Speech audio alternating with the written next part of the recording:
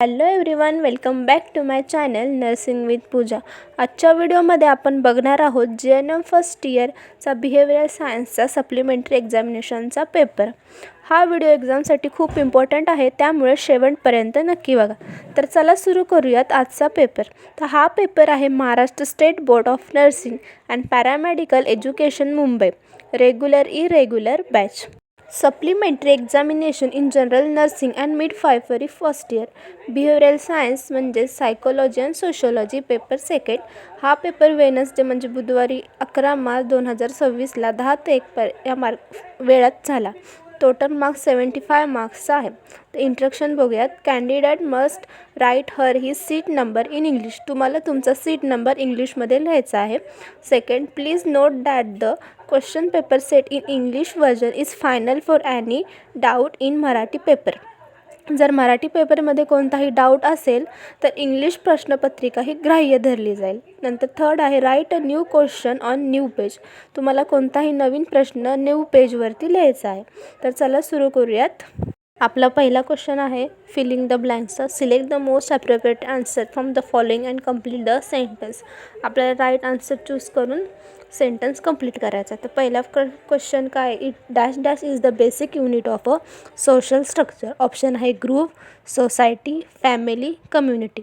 तर आन्सर आहे फॅमिली, कारण समाजाची सुरुवात ही कुटुंबापासून होते, त्यामुळे फॅमिली ही बेसिक युनिट आहे. सेकंड आहे intelligence point of genius individual is. तर आन्सर आहे 41, 140 अँड अबव. ऑप्शन आहे चौथं, कारण 140पेक्षा जास्त IQ असलेले लोक जिनियस कॅटेगरीमध्ये येतात. थर्ड आहे टू और मोर पर्सन इन डायरेक्ट और indirect contact is non as. Option आहे सोसायटी, मॅरेज, सोशल ग्रुप आणि असोशिएट. तर आपला आन्सर आहे सोशल ग्रुप, कारण 2 किंवा अधिक लोक जेव्हा एकत्र येतात व एकमेकांशी कॉन्टॅक्ट करतात तेव्हा ते सोशल ग्रुपमध्ये येतात, म्हणून त्याला सोशल ग्रुप म्हणतो. चौथी रिकामी जागा आहे dash dash is the mental mechanism that causes forgetting of unpleasant and painful events. Option आहे identification, repression, compensation, daydreaming. आपला आन्सर आहे रिप्रेशन, कारण मनाच्या वेदना ज्या होतात त्या आपण आठवणीमध्ये दाबून ठेवतो, त्याला रिप्रेशन असे म्हणतात. नंतर पाचवं आहे attention and perception are components of. Option आहे इमोशन, ऑब्झर्वेशन, हॅबिट फॉर्मेशन आणि ॲटिट्यूड. आपलं आन्सर आहे ऑब्झर्वेशन, कारण निरीक्षण करताना अटेन्शन आणि परसेप्शन दोन्ही वापरलं जातं, त्यामुळे आन्सर येईल ऑब्झर्वेशन. सेकंड क्वेश्चन आहे आपला मॅच द फॉलोइंग म्हणजे जोड्या लावा. तर पहिली जोडी आहे फादर ऑफ सोशोलॉजी. त्याचा आन्सर आहे ऑगस्ट कॉम्ते, कारण आपण ऑगस्ट कॉम्ते यांना सोशोलॉजीचे जनक म्हणजेच फादर म्हणतो, म्हणून त्याचा आन्सर आहे फादर ऑफ सोशोलॉजी. सेकंड जोडी आहे थिंकिंग. थिंकिंगचा आन्सर येईल कॉग्नेटिव्ह प्रोसेसेस. म्हणजेच थिंकिंग म्हणजे काय विचार करतो, तर कॉग्नेटिव्ह प्रोसेसचा हा थिंकिंग भाग येतो, म्हणून त्याचा आन्सर कॉग्नेटिव्ह प्रोसेस आहे. थर्ड आहे ID. त्याचा आन्सर येईल अनकॉन्शियस कॉन्फ्लिक्ट. नंतर चौथा आहे सायकोसेक्शुअल डेव्हलपमेंट. त्याचा आन्सर येईल सिग्मंड फ्रूड. नंतर पाचवा आहे हंगर ड्राईव्ह. त्याचा आन्सर आहे सायकोलॉजिकल मोटिव्ह, कारण हंगर ही एक भूक असते आणि ती आपल्या शरीराची बेसिक नीड आहे, त्यामुळे सायकोलॉजिकल मोटिव्ह त्याचा आन्सर येईल. आता तिसरा प्रश्न आहे आपला जोड्या लावा, चूक बरोबर, स्टेट ट्रू ऑल फॉल्स. तर आपली पहिला क्वेश्चन आहे culture play an important role in civilization. त्याचा आन्सर आहे ट्रू, कारण कल्चर म्हणजे आपली जी संस्कृती असते ते आपले बिलीफ्स, व्हॅल्यू, परत कस्टम, ट्रेडिशन आहे. म्हणजेच सिव्हिलायझेशन म्हणजेच आपली समाजाची प्रगती होते, त्यामुळे म्हणून ह्याचा आन्सर येईल ट्रू, कारण कल्चर आपलं plays important role in civilisation. Second आहे habits can never be change. त्याचा आन्सर आहे फॉल्स, कारण हॅबिट्स म्हणजे सवयी आणि त्या चेंज होऊ शकतात, आणि ते कसे बदलतात ते आपण प्रॅक्टिस करून, आपलं मोटिवेशन करून आणि ट्रेनिंगने, त्यामुळे आपल्या हॅबिट्स ह्या बदलू शकतात. तर त्याचा आन्सर आहे फॉल्स. थर्ड आहे secondary group are small in size. त्याचा आन्सर पण फॉल्सच आहे. सेकंडरी ग्रुप म्हणजे मोठा ग्रुप असतो, तर त्यामध्ये फॉर्मल रिलेशन असतं, लेस पर्सनल कॉन्टॅक्ट असतो. आता उदाहरण म्हणायचं तर स्कूल, हॉस्पिटल, ऑफिस जे असतात हे मोठे ग्रुप्स असतात, स्मॉल नसतात. नंतर फोर्थ आहे आपला question, interview is a common method of judging personality. त्याचा आन्सर आहे ट्रू, कारण इंटरव्ह्यू हा पर्सनॅलिटी स्टडी करण्याचा एक इम्पॉर्टंट मेथड आहे. त्यामध्ये काय करतात इंटरव्ह्यूमध्ये, त्यामध्ये आपलं कम्युनिकेशन म्हणजेच बोलणे, बिहेवियर, वागणं, परत आपलं कॉन्फिडन्स, ह्या सर्व गोष्टी बघितल्या जातात. त्यामुळे हे स्टेटमेंट बरोबर आहे. नंतर 5वा आहे, emotion is a strong motive. तर इमोशन म्हणजे काय, तर आपल्या भावना असतात, जसे की म्हणजे राग, परत आनंद, भीती, ह्या सगळ्या आपल्या इमोशन म्हणजेच भावना आहेत. या भावना माणसाला ॲक्शन घ्यायला भाग पाडतात.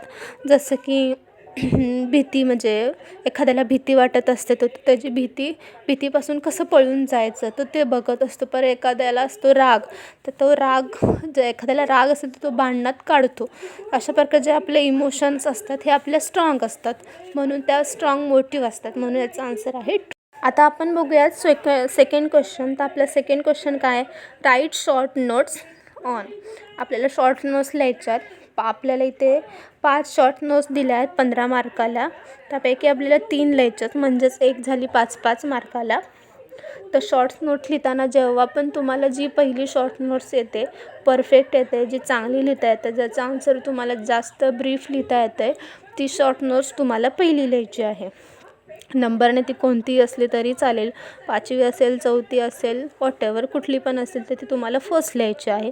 तर आता आपण हा क्वेश्चन बघूया. तर फर्स्ट क्वेश्चन आहे, importance of psychological in nursing.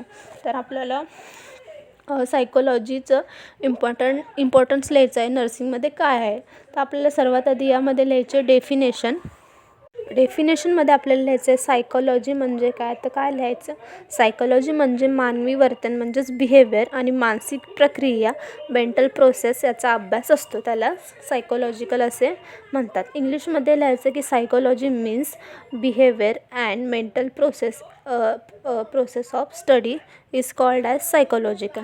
आणि हे झाली आपली डेफिनेशन. नंतर आपल्याला त्याचे इम्पॉर्टन्स लिहायचे आहेत. मग आपण पॉईंटनुसार त्याचे इम्पॉर्टन्स लिहायचे आहेत. आपल्याला 7 ते 8 किंवा 10 आले तर तुम्हाला पॉईंट्स तरी चालतील. तर आपण फर्स्ट पॉईंट काय, इम्पॉर्टन्स काय आपलं, तर पेशंट बिहेवियर समजण्यास मदत होते. सायकोलॉजीमुळे आपल्याला रुग्ण कसा विचार करतो, कसा वागतो, तो काय समजतो, त्यामुळे आपण त्याला योग्य केअर देऊ शकतो. नंतर सेकंड आहे, इफेक्टिव्ह कम्युनिकेशन सुधारतं. आपलं पेशंटसोबत कम्युनिकेशन चांगलं होतं, नर्स आणि पेशंटमध्ये चांगला संवाद होतो, परत विश्वास वाढतो, त्यामुळे आपल्याला ट्रीटमेंट द्यायला इझी जातं. थर्ड आहे, मेंटल हेल्थ केअर देण्यास मदत मिळते. जर आपण सायकोलॉजीमुळे आपण काय करू शकतो, तर अँझायटी, डिप्रेशन, फिअर आपल्याला पेशंटचं ओळखता येतं, तसेच आपण त्याला मानसिक आधार द्यायला शक्य होते. चौथा आहे, पेशंट कोऑपरेशन वाढतं. नंतर आहे, आपण पेशंटचं स्ट्रेस मॅनेजमेंट करण्यासाठी त्याचं उपयोगी ठरू शकतो. नंतर आहे, इंडिव्हिज्युअल डिफरन्स समजतात आपल्याला, प्रत्येक पेशंट हा वेगळा असतो, त्यानुसार आपल्याला नर्सिंग केअर प्लॅन देता येतो, त्याची केअर करता येते. नंतर आहे 7वा पण आपण काय लिहिणार, बेटर नर्स पेशंट रिलेशनशिप. इम्पॅथी आपल्याला समजून घेता येते, परत आपल्याला रुग्णाला म्हणजेच पेशंटला इमोशनल सपोर्ट देऊ शकतो. नंतर आहे, हेल्थ एज्युकेशन द्यायला मदत मिळते. पेशंटला समजेल असं, त्याला कळेल अशा पद्धतीमध्ये आपल्याला शिकवता येते. परत त्याला अवेअरनेस करता येतं, अवेअरनेस त्याचा वाढवू शकतो आपण. तसेच सायकोलॉजीमुळे नर्सला आणि पेशंटचे बिहेवियर म्हणजेच इमोशन आणि त्याची मेंटल स्टेट काय जी असेल ते आपल्याला समजते. त्यामुळे होलिस्टिक म्हणजेच शारीरिक प्लस मानसिक केअर देणे आपल्याला सायकोलॉजीमुळे समजते. तर ह्या झाल्या importance of psychology in nursing. अशाच तुम्हाला लिहायचं आहे, ह्याचा आन्सर लिहायचा आहे. आता आपण बघूया सेकंड क्वेश्चन. तर ज्युवेलन ड्युलिकेन्सी काय विचारला आहे. मध्ये काय होतं तर 18 वर्षाखालील मुलाकडून जे केलेले गुन्हे असतात त्याला ज्युवेलन ड्युलिकेन्सी असे म्हणतात. त्यामध्ये काय येतं तर चोरी, परत घरातून पळून जाणे, मादक पदार्थाचं सेवन करणे इत्यादी अशा सगळ्या गोष्टी, धमकी, परत दरोडे, ह्या सगळ्या गोष्टी यामध्ये येतात.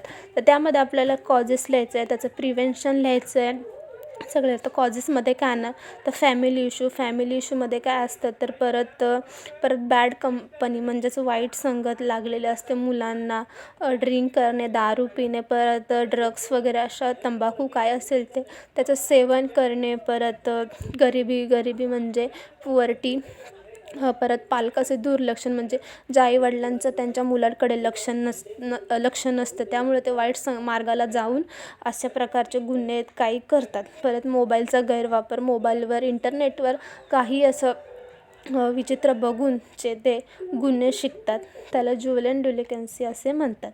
तर आपण त्याचं प्रिव्हेन्शन कसं करू शकतो तर त्यांना आपण काउन्सलिंग करू शकतो, त्यांना चांगल्या वाईट गोष्टीचं मार्गदर्शन करू शकतो. नंतर एज्युकेशन, त्यांना चांगल्या प्रकारे आपण शिक्षण देऊ शकतो. परत पॅरेंटल केअर म्हणजे त्यांच्या आईवडिलांना आपण सांगू शकतो की कोणत्या गोष्टी चांगल्या आहेत, तुम्ही त्याची केअर कशी घेऊ शकता. अशा प्रकारचं आपल्याला प्रिव्हेन्शन लिहायचं आहे. प्रश्न आहे आता आपल्याला जॉईंट फॅमिली विचारले.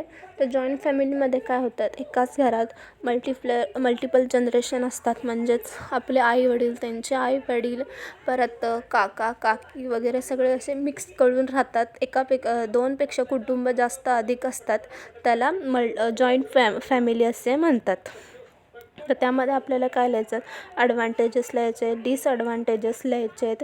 हे जास्त लिहायचं आहे. ॲडव्हान्टेजमध्ये काय असं होईल तर जॉईंट फॅमिलीमुळे आपल्याला सपोर्ट मिळतो, परत सिक्युरिटी मिळते, परत चांगल्या प्रकारचं एज्युकेशन, परत आपल्याला आपलं ट्रेडिशन, कल्चर इत्यादीबाबत सगळ्या गोष्टी आपल्याला आपल्या आजी आजोबांकडून कळतात. त्यामुळे ते आपण तसं प्रकारे ते लिहू शकतो. आणि डिसॲडव्हान्टेजमध्ये काय लिहू शकतो तर कॉन्फ्लिक्ट म्हणजे संघर्ष निर्माण होतो. कसा तर जर घरात एकच व्यक्ती कमवत असेल तर त्याच्यावर इकॉनॉमिकल त्यांचा जो बॅलन्स असेल तो कमी जास्त होऊन जाईल. परत लॅक ऑफ प्रायव्हसीचं म्हणजे प्रायव्हसी मिळणार नाही, प्रायव्हसी कमी मिळेल, अशा प्रकारचं आपल्याला ते लिहायचं आहे त्यामध्ये. नंतर आपला चौथा क्वेश्चन आहे मेंटल डिफेन्स मेकॅनिझम. तर यामध्ये काय येणार, माइंडला स्वतःला प्रोटेक्ट कसं करतो आपण स्ट्रेसपासून, त्याला आपण मेंटल डिफेन्स मेकॅनिझम असं म्हणतो. त्यामध्ये आपण आपले टाईप्स लिहू शकतो, डेफिनेशन लिहू शकतो.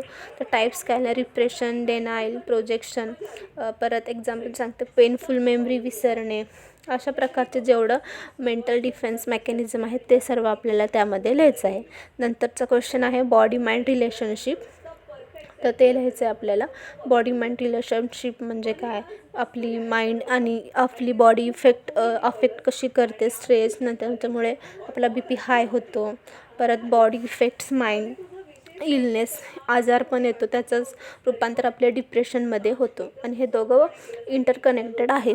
हे सर्व असं तुम्हाला लिहायचं आहे. नंतर तिसरा प्रश्न आहे आपला सायंटिफिक रिझनचा.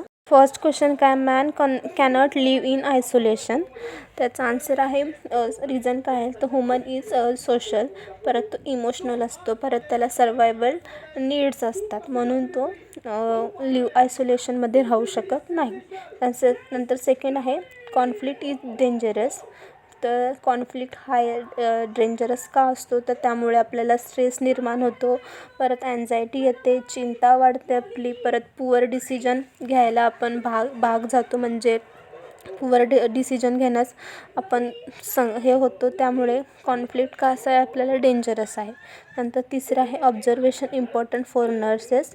बरोबर, कारण ऑब्झर्वेशन करणं गरजेचंच आहे नर्सला, कारण त्याशिवाय आपल्याला पेशंटला ॲक्च्युअलमध्ये काय प्रॉब्लेम हे कळणारच नाही. आणि परत आपल्याला ॲक्युरेट त्याचा डायग्नॉसिस काय आहे, आपण त्याला डायग्नॉसिस फाईंड नाही केलं तर त्याला आपण केअर कशा प्रकारे देऊ शकतो, हे सगळं ऑब्झर्वेशन आपल्याला हेल्पफुल ठरतं. त्यामुळे ऑब्झर्वेशन इम्पॉर्टंट फॉर नर्सेस. नंतर चौथा आहे मॅरेज गिव्स प्रोटेक्शन. तर कसं त्याचा आन्सर येईल, सोशली आपल्याला प्रोटेक्शन मिळतं. परत इमोशनल आपल्याला आपला पार्टनर आहे तो इमोशनली सपोर्ट करू शकतो. परत इकॉनॉमी सपोर्ट देऊ शकतो. त्यामुळे मॅरेज आपल्याला प्रोटेक्शन देते. नंतर 5वं आहे फ्रस्ट्रेशन रिड्यूस प्रोडक्टिव्हिटी. तर ते कसं करतं, तर आपल्याला फ्रस्ट्रेशनमुळे आपल्याला कमी मोटिवेशन मिळतं. त्यामुळे आपल्याला डिस्ट्रॅक्शन येतात, वाढतं आपण पाथ चूज करत असतो तिथून आपण भटकून जातो, कारण आपलं मोटिवेशनच कमी असतं. त्यामुळे फ्रस्ट्रेशन आपली जी प्रोडक्टिव्हिटी असते किंवा आपण जे एखादं काम करणार असतो ते आपलं कमी करतं, म्हणजेच एखाद्याला आपलं भटकवतो त्या मार्गामधून. म्हणून फ्रस्ट्रेशन रिड्यूस प्रोडक्टिव्हिटी. नंतर 6वं आहे पॉप्युलेशन कंट्रोल इम्पॉर्टंट. त्याचा आन्सर येईल लिमिटेड रिसोर्स असतात, त्यामुळे जर पॉप्युलेशन वाढले तर ते कमी पडू शकतात. आणि तसंच तर काय होईल, limited resources versus increasing population increase होते आणि आपले जे रिसोर्सेस आहेत, साधनसंपत्ती आहे, ती कमी पडत चालली आहे. त्यामुळे पॉप्युलेशन कंट्रोल करणं हे खूप गरजेचे आहे. नंतर आता 3ऱ्यामधला बी क्वेश्चन डेफिनेशन. आपल्याला डेफिनेशन लिहायचे आहेत सिम्पल्समध्ये. डेफिनेशन लिहिताना कधी पण त्या प्रॉपर आणि ॲक्युरेटच असल्या पाहिजेत, तेव्हाच आपल्याला मार्क्स मिळतील. डेफिनेशन लिहिताना त्याआधी स्टार्टिंगमध्ये इंग्लिशमध्ये लिहा, नंतर त्याचं एक्सप्लेनेशन 1 ते 2 ओळीत लिहिलं तरी चालेल. तेव्हाच तुम्हाला 2 पैकी 2 म्हणजे जेवढ्या मार्क्सला डेफिनेशन आहे तेवढे मार्क्स मिळतील. तर आपण बघूयात आता डेफिनेशन. तर आपली फर्स्ट डेफिनेशन आहे मेंटल हायजीन. तर मेंटल हायजीन म्हणजे काय येईल, तर मेंटल हेल्थ आपली जी मेंटेन करण्याची जी प्रक्रिया असते, प्रोसेस असते, त्याला आपण मेंटल हायजीन असे म्हणतो.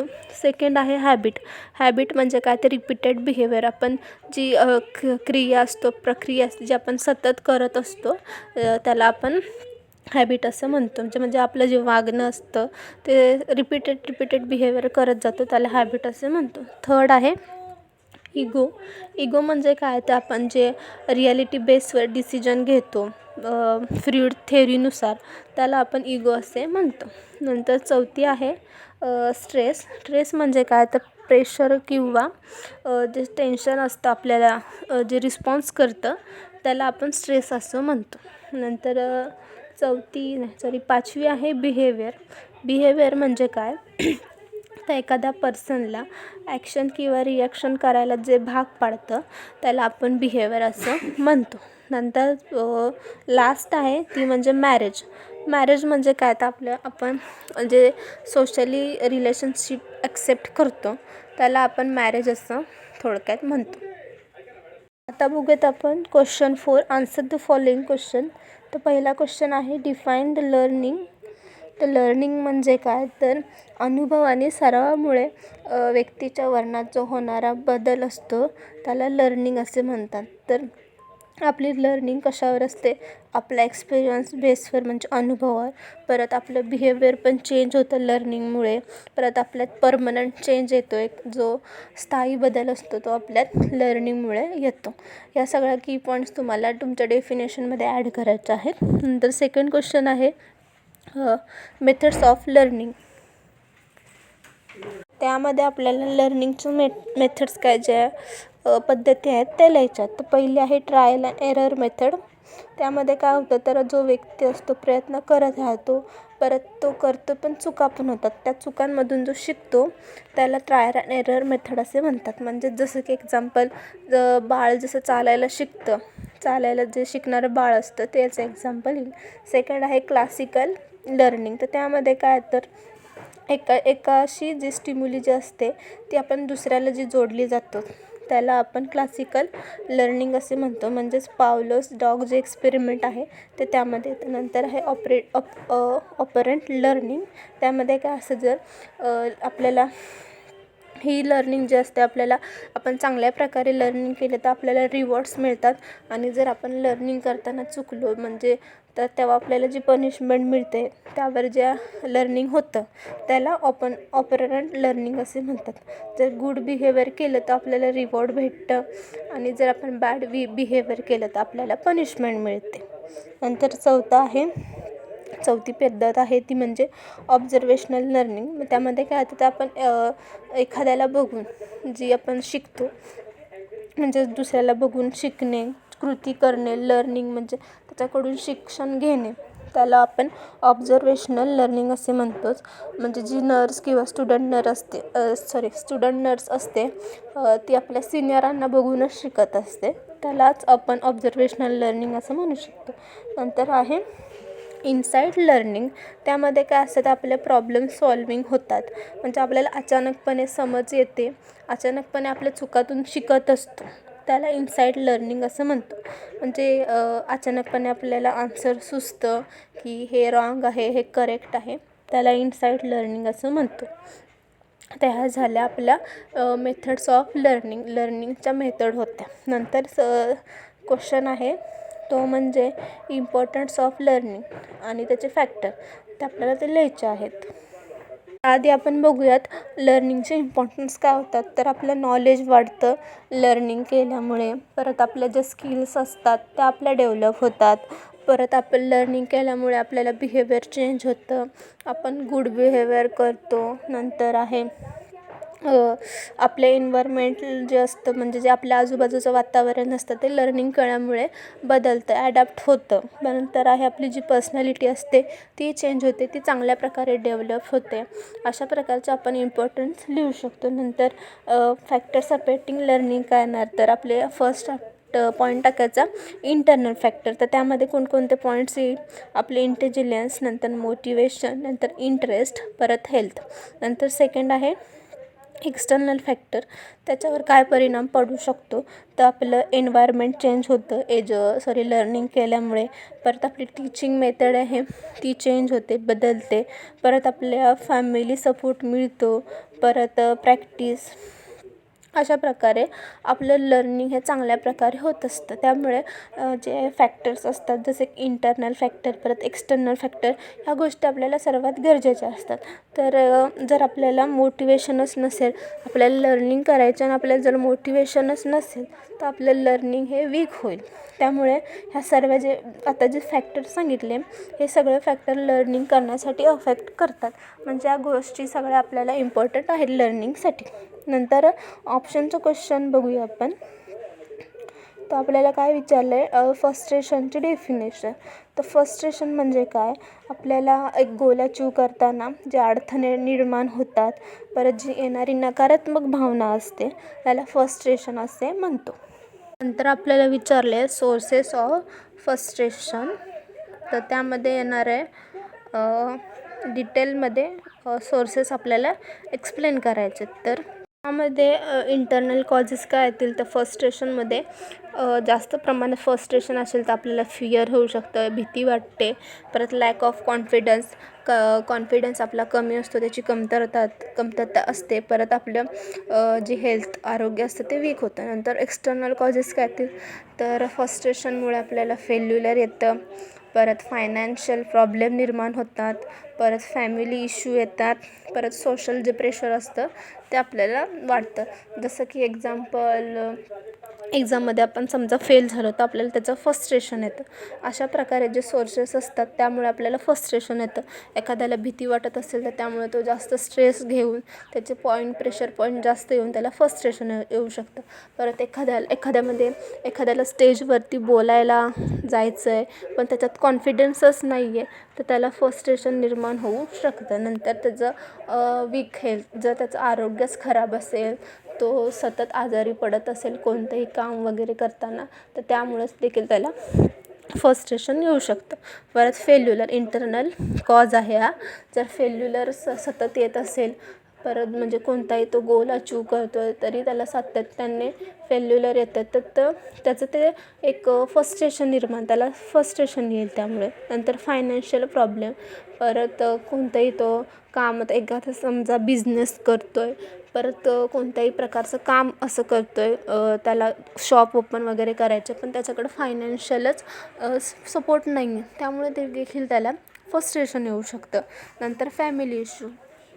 फॅमिली इश्यू असतात, घरातील भांडणं वगैरे काही जे असेल, फॅमिली सपोर्ट नसेल तर त्यामुळे देखील फ्रस्ट्रेशन येऊ शकतं. नंतर आहे सोशल प्रेशर, म्हणजे नातेवाईक, रिलेटिव्ह, फ्रेंड्स, फॅमिली जे काही असतील ते सारखं त्याला टॉर्चर करत असतील, परत त्याच्यावर पॉईंट्स प्रेशर देत असतील, प्रेशर पॉईंट निर्माण करत असतील, त्यामुळे देखील त्याला फ्रस्ट्रेशन येऊ शकतं.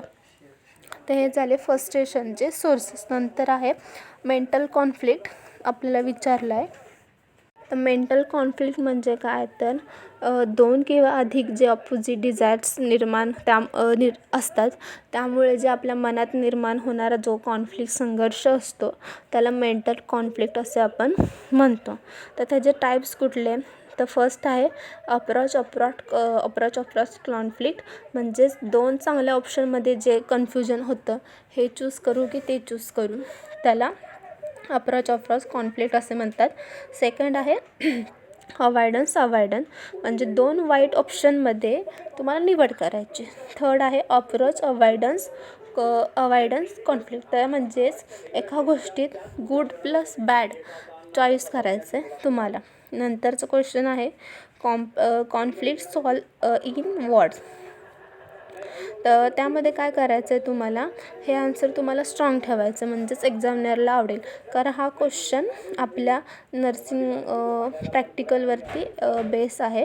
त्यामध्ये तुम्ही काय लिहू शकता, तर तुम्हाला प्रॉपर कम्युनिकेशन हवं आहे कॉन्फ्लिक्ट असेल तर वॉर्डमध्ये, त्यामुळे तुम्ही पेशंटसोबत चांगलं कम्युनिकेशन केलं तर तुम्ही त्याचं प्रॉब्लेम काय असेल ते तुम्हाला सॉल्व करता येईल, त्याचा डायग्नोसिस कळेल, त्यानुसार आपल्याला त्याला केअर प्रोव्हाइड करता येईल.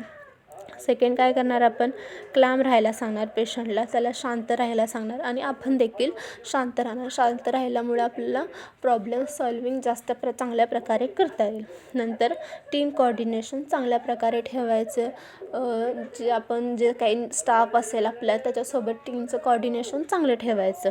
नंतर रूल्स फॉलो करणे अतिशय गरजेचं आहे. नंतर पेशंटला प्रायोरिटी द्यायची आपल्याला, पेशंट शिवाय सोडून दुसरं कोणतंहीच काम आपल्याला करायचं नाही आहे. त्या सर्वात आधी त्याचं जे काही प्रॉब्लेम्स असतील ते सॉल्व करायचं, त्यामुळे पेशंटला हे आपल्याला फर्स्ट प्रायोरिटी देणं गरजेचं आहे.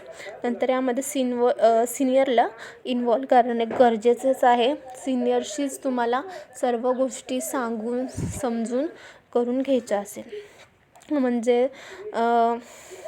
नर्स असेल आणि त्याचे पेशंटचे रिलेटिव्ह असतील तर त्यांना ते जास्तच त्रास देत असतील, हे करत असतील, तर त्यांना तुम्ही शांत राहण्यास सांगायचं आहे. नंतर लास्ट क्वेश्चन आहे आपला क्वेश्चन नंबर 5, हा पण 15 मार्क्सचा आहे. तर आपल्याला फर्स्ट क्वेश्चन विचारला आहे, list the causes of drug addiction. Drug ॲडिक्शनचे कॉजेस आपल्याला लिस्ट करायचे आहे. तर पहिलं येईल पियर प्रेशर, नंतर स्ट्रेस, डिप्रेशन असेल तर, परत प्रेशर असेल तर ड्रगच्या आहारी माणसं जातात, परत स्ट्रेस असेल कोणाला, डिप्रेशन असेल त्यामुळे सुद्धा ड्रग घेण्यास ॲडिक्ट होण्यासाठी मदत होते. नंतर क्युरिओसिटी, परत जो एखादा नवीन असेल म्हणजे मित्रांच्या नादी लागून वाईट संगतीने ड्रग्स पहिल्यांदाच घेत असेल, त्याला ती क्युरिओसिटी असणार की हे काय आहे म्हणून, ते ओळखण्यासाठी तो म्हणजे ड्रग्सचं सेवन करेल, त्याला क्युरिओसिटी म्हणतात. नंतर फॅमिली प्रॉब्लेम्समुळे पण काही लोक ड्रग्सच्या आहारी जातात. नंतर आहे इझी अवेलेबिलिटी, म्हणजे जे पैसेवाली मुलं असतात त्यांच्याकडे इझिली ड्रग्स हे अवेलेबल होतात, त्यामुळे ते ड्रग्सच्या आहारी जातात. इत्यादी सगळे ड्रग्स ॲडिक्शनचे पॉईंट आहे. नंतर सेकंड क्वेश्चन आहे common drugs in India.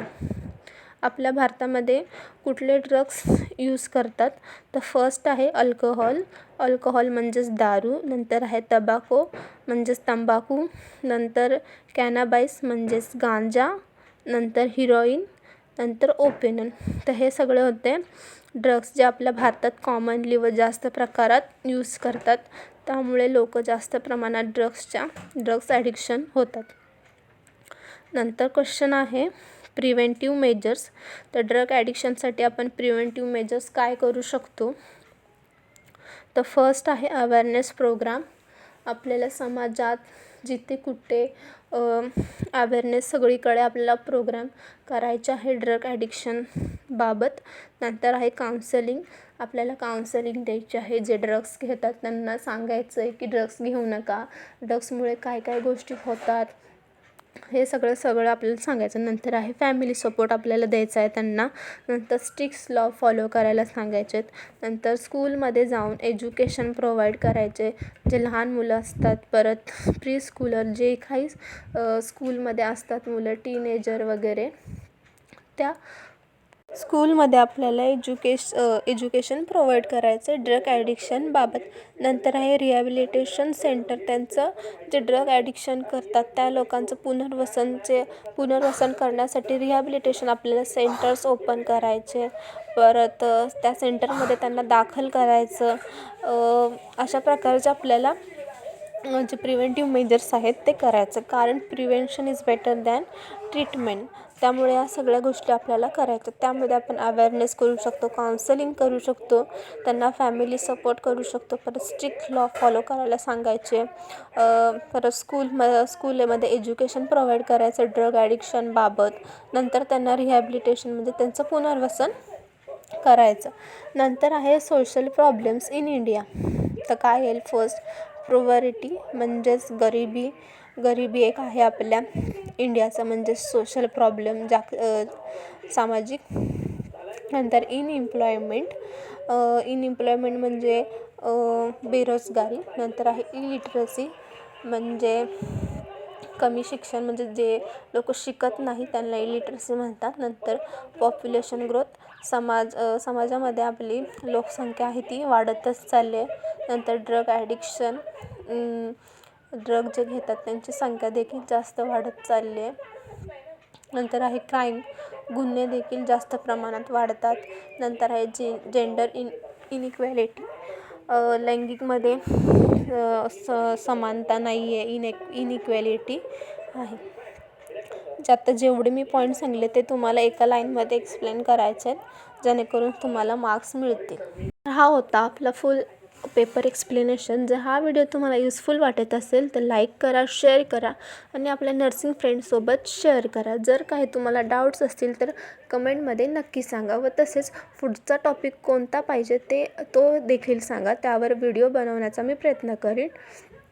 Thank you for the watching.